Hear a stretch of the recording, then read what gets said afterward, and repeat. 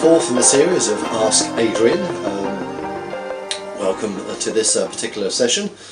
We have a few questions for you for today, and the first one was, when is the right time to start training for healing or mediumship?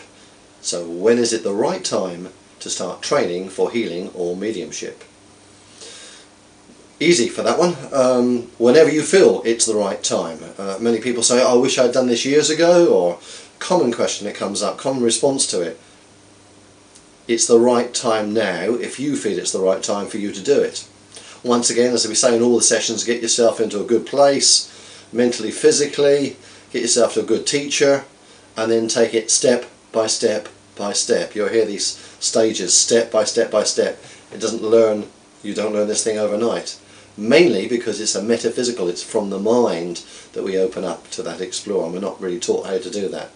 So when is the right time to start training for healing or mediumship? Right now, if it's for you. Find yourself a good teacher, find some good information on the internet, but probably best progress is made in an open meditation group and develop from there. But remember, ask those questions. You can do it here as well. Next one is, I keep feeling a tingling on my head when I'm relaxed and I'm not meditating. What does this mean? Well, assuming you don't have any medical condition that's causing that, sometimes people who are sensitive will pick the energy upper rain people. The sensitivity of that, we can feel that sometimes is what we call the tactile indicators, as come out in some of the other sessions. And that's just feeling the energy. Sometimes we just feel that nerve tissue being stimulated by those strong spiritual energies that you have within your own aura. So nothing to worry about. If you think you have something to worry about, go and see a doctor, but not because you're feeling and sensing spirit. Maybe you've got some other condition, but most times this is a tactile indicator for when we are becoming more spiritually attuned, and we all need to be like this as time unfolds. Another question is, I have woken up a couple of times to see orbs in front of me.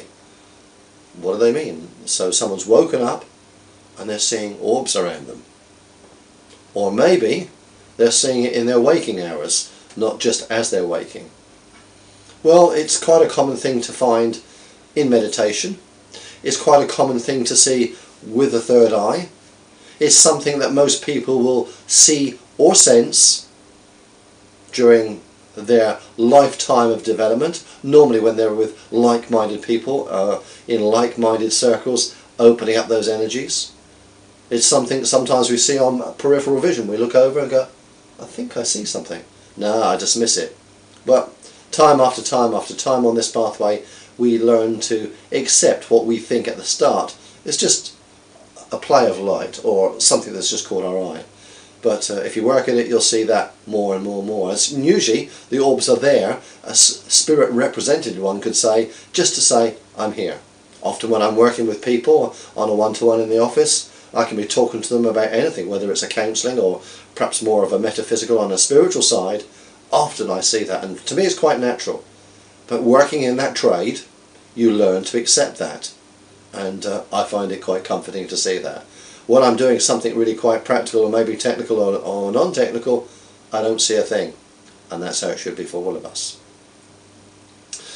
Next question is, why is it sometimes I feel spirit touch or knock me physically when I tune in?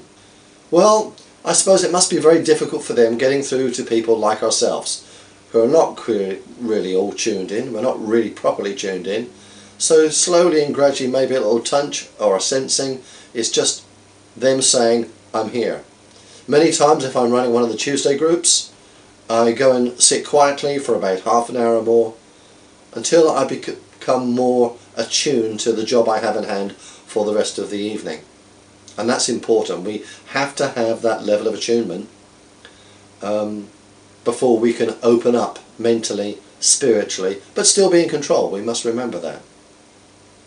And sometimes I felt just a gentle touch on the back. Sometimes I ask for that.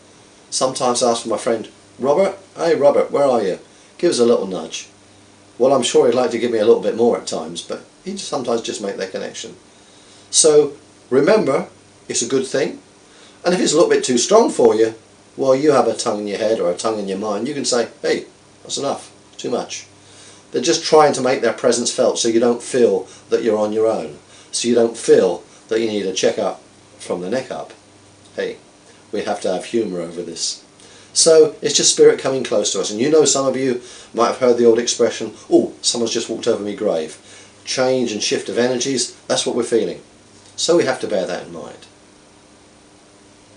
Sometimes people say this is too strong. And once again, you are always in control.